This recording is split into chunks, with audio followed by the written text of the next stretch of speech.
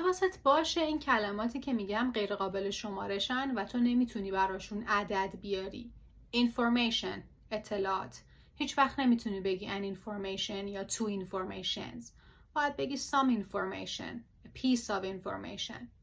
news، خبر. اسمش مال خودشه، اسم جمع نیست. نمیتونی بگی one news، two newses. باید بگی some news. money، پول.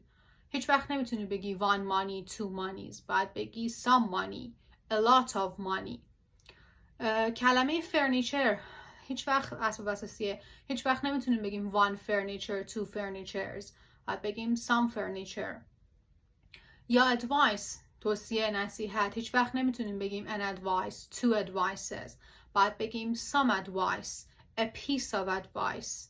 حواستون به این نکات ریز باشه که مکالماتتون و متنایی که می نویسین بدون غلط باشن.